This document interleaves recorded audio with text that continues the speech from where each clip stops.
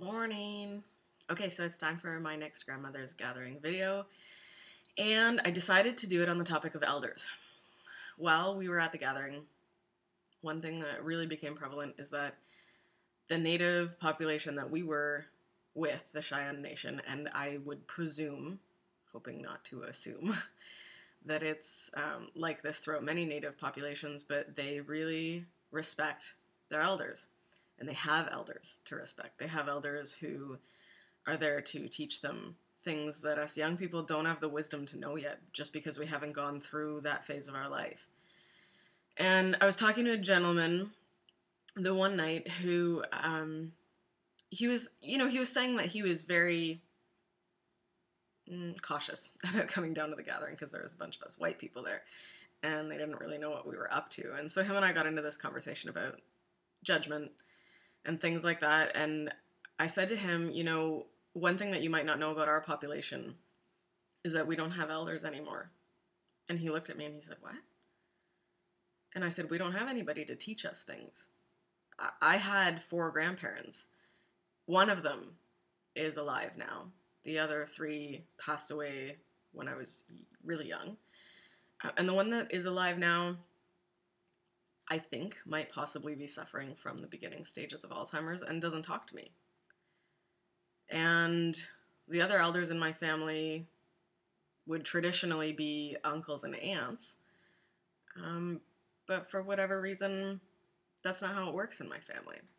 And I said to him, for some reason, I feel like I've been the elder of my family since I was really young. And I don't think that that's the way it's supposed to be. I think that we're supposed to grow up with elders to teach us things. I think that's the reason why when we live in communities, we want to allow time for the elders to share their stories. They've been through a lot of life. They know a lot more than we do.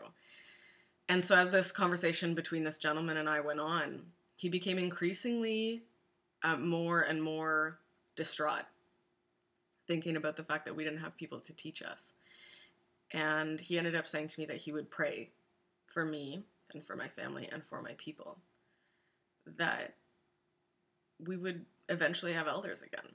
And this brought about another topic, because I was talking to a young lady yesterday who just went back to school, and she's a little bit older than university age, not by much.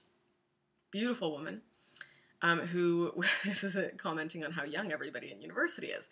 And then we got into this conversation about girls and how they dress, and this kind of ties into my last post about the unmentionable topic of sex.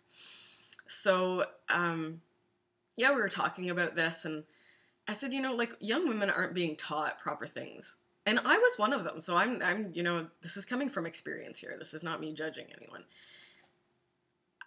When I was their age, and a bit younger, you get into that mindset where you think, I have to look good all the time, I have to dress a certain way, that's going to make people want me, that's going to make me feel attractive, that's going to make my self-worth, better, whatever it is. And I think that the way that this all ties in is I would like to say something to the ladies out there. For some reason, we're being taught as women that we're supposed to compete with each other. We're not. We're supposed to support each other. We're supposed to support each other, to be friends with each other. We don't have to be friends with everybody.